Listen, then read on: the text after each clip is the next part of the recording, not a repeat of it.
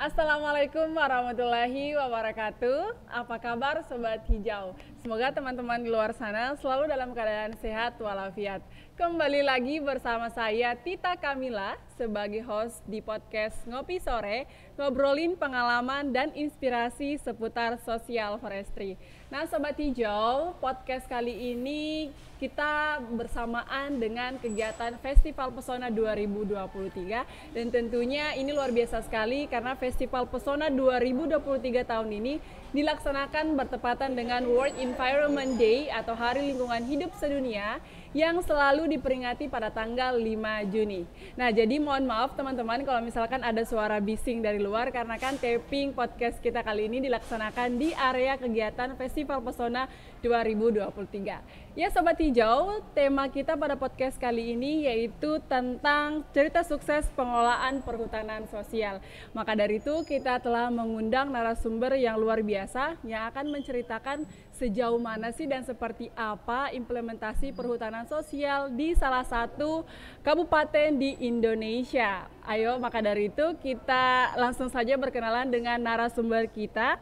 Ada Bapak Andri Fransusman SSTP selaku Kepala Dinas PMD di Kabupaten Merangin, Provinsi Jambi.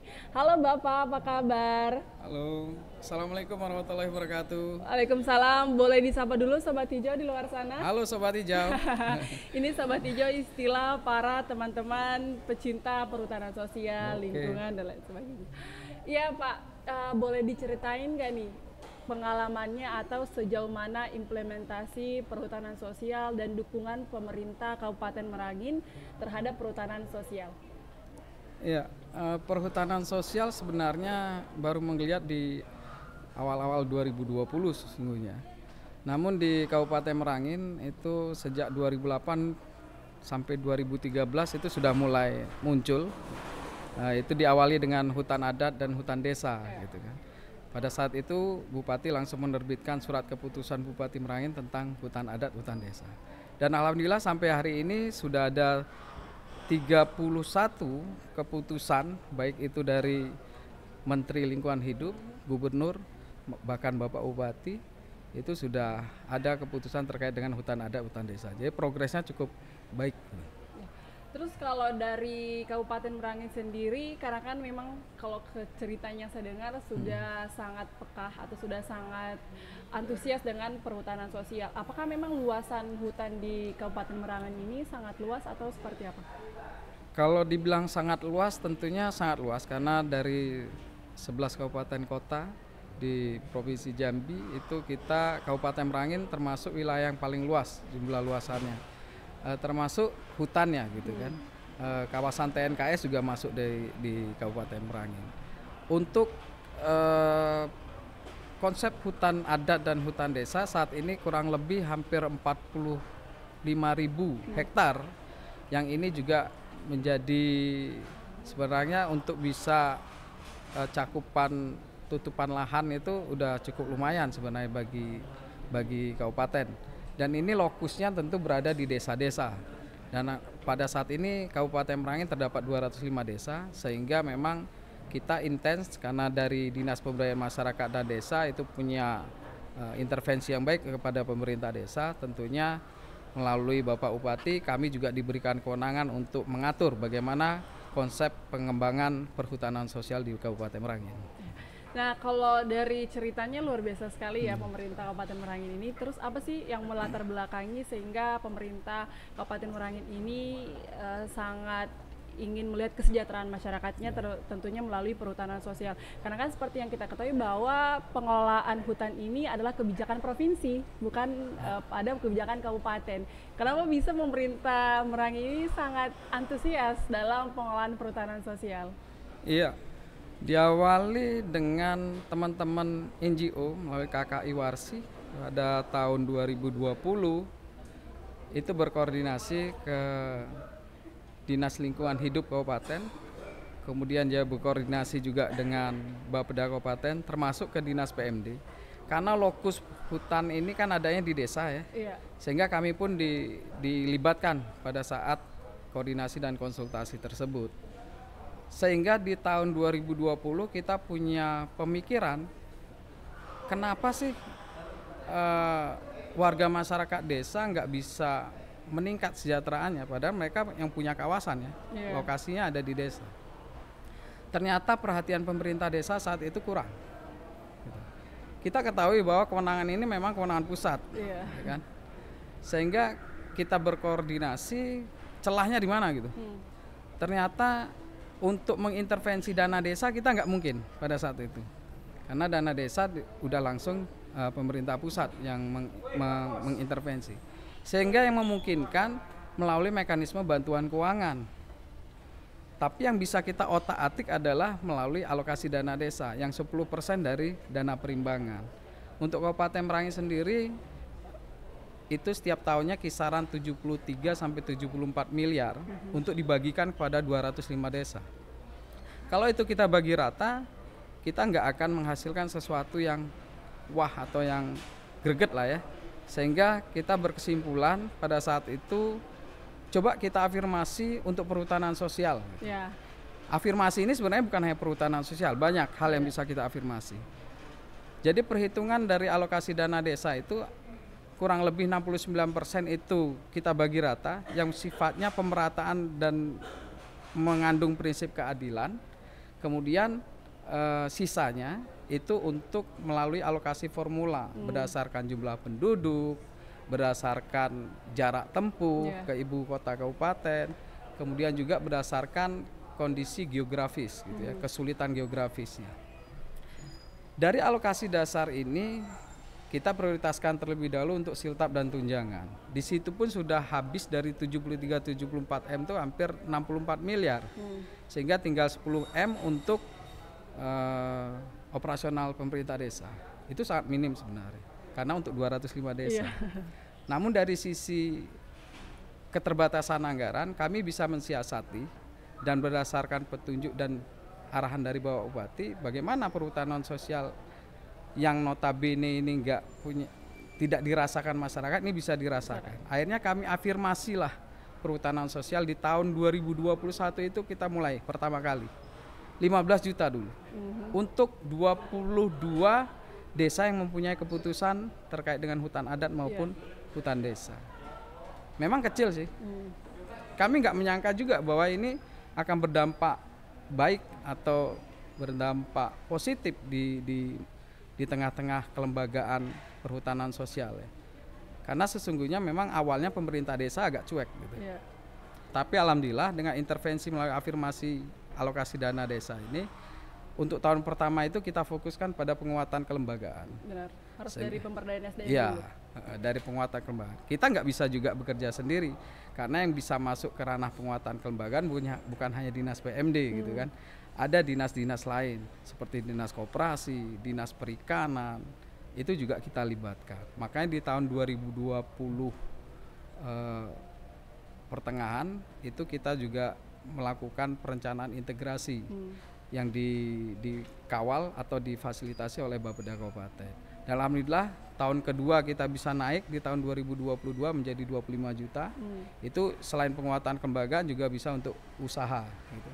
Kemudian yang ketiga, tahun ketiga itu naik lagi sekitar 50 sampai 100 juta sekarang untuk 22 desa. Luar biasa ya. Berarti kayaknya perhutanan sosial ini akan menjadi program unggulan atau sudah menjadi program unggulan di Kabupaten Merangin sendiri? Karena berdasarkan surat edaran Mendagri juga itu menjadi bagian dari RPJMN juga ya, untuk percepatan ekonomi. Jadi perhutanan sosial salah satu menjadi program unggulan juga bagi kami. Karena memang di tahun 2020 kita sudah difasilitasi oleh Bapeda untuk menyusun perencanaan terintegrasi terkait dengan program-program kegiatan yang berbasis perhutanan sosial. Dan alhamdulillah ini sudah menjadi masuk dalam RPJMD perubahan di tahun 2022 kemarin. Dan ini juga tentunya akan menjadi komitmen pemerintah daerah untuk senantiasa mendukung atau percepatan perhutanan sosial ini di tengah-tengah masyarakat. Saya sangat setuju dan mengapresiasi dari kepekaan pemerintah Kabupaten Meranggi, karena kan memang sesuai dengan arahan Pak Presiden itu dalam rangka mengurangi kesenjangan ekonomi, itu pembangunan dari hulu ke hilir, dari tapak bawah sampai ke tapak atas. Karena kan memang tidak bisa dipungkiri bahwa untuk memperkuat ekonomi, kemudian untuk melakukan perputaran ekonomi yang tetap berjalan, yaitu dengan membangun dari akarnya, memperkuat dari akarnya, itu kan ada di desa. Nah, seperti yang dilakukan oleh pemerintah Kabupaten Meranggi, mempertanyakan kemarin kenapa sih para masyarakat yang ada di desa ini kesenjangannya itu mungkin masih di situ-situ saja, tapi ternyata pemerintah Kabupaten Meranggi peka dan melihat bahwa ada potensi yang luar biasa di sekitar masyarakat yang tinggal di daerah hutan, bahwa kenapa tidak memanfaatkan hutan, padahal kan negara hadir memberikan legalitas, memberikan keamanan untuk para masyarakat yang tinggal di daerah hutan, bagaimana caranya mampu mengelola hutan tapi tetap dengan melestarikan hutan itu sendiri. Nah, kalau dari pemerintah Kabupaten Meranggi, bagaimana sih ke depan cara mempertahankan agar kebijakan-kebijakan itu terus terjadi sampai beberapa tahun, bahkan puluhan tahun ke depan, karena kan SK Perhutanan Sosial ini memang sampai 35 tahun, tapi tidak menutup kemungkinan bahwa ada regenerasi dari pemegang legalitas SK itu sendiri. Betul. Sesungguhnya Kabupaten Merangin diuntungkan dengan adanya Geopark Merangin Jambi. Geopark? Iya, Geopark. Ya. Jadi Geopark Merangin Jambi alhamdulillah hasil asesmen kemarin tahun 2022 mudah-mudahan ini diakui oleh UGG, UNESCO Global Geopark, tahun ini akan ditetapkan sebagai keanggotaan UGG gitu kan. Konsep pengembangan geopark tidak terlepas juga dari perhutanan sosial sebenarnya. Karena di situ mengandung unsur konsep pengembangan biodiversity ya kan. Ya seperti agroforestry gitu kan. Kemudian juga konsep pengembangan terhadap geologis diversity-nya, ya batu-batuannya. Karena terus terang untuk batu-batuan atau fosil-fosil batu yang telah membatu itu usianya udah 300 juta tahun loh. Hampir sama seperti yang ada di Cina dan Peru gitu kan. Dan ini masih ada gitu. Nggak tergerus oleh pembangunan, masih dipelihara. Kemudian juga terkait juga dengan cultural diversity-nya, budaya. Dan ini sama konsep perhutanan sosial gitu. Untuk ekonomi, untuk lingkungan, termasuk juga untuk pengembangan usaha lainnya bagi masyarakat.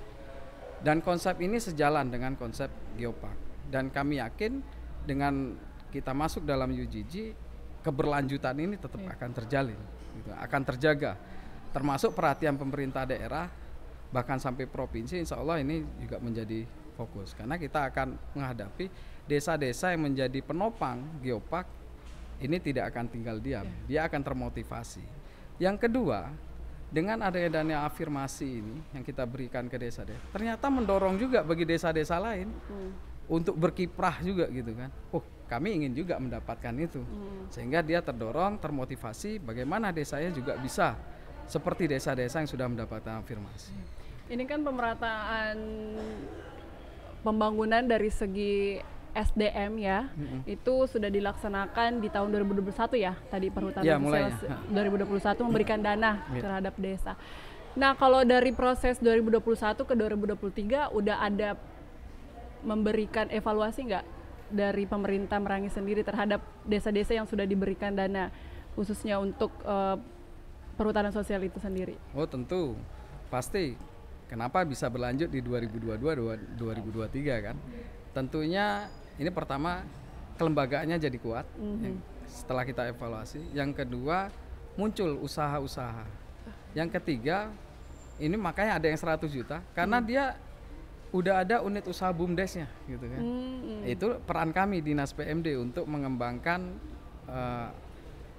usaha-usaha yang dikelola oleh kelompok usaha perhutanan sosial ini menjadi bagian dari unit usaha BUMDes sehingga bisa dipasarkan ke masyarakat. Oh gitu. Jadi tapi apakah memang ada keterlibatan lembaga atau instansi lain atau stakeholder lain yang sudah terpancing dari suksesnya pemberian dana terhadap desa-desa untuk perhutanan sosial?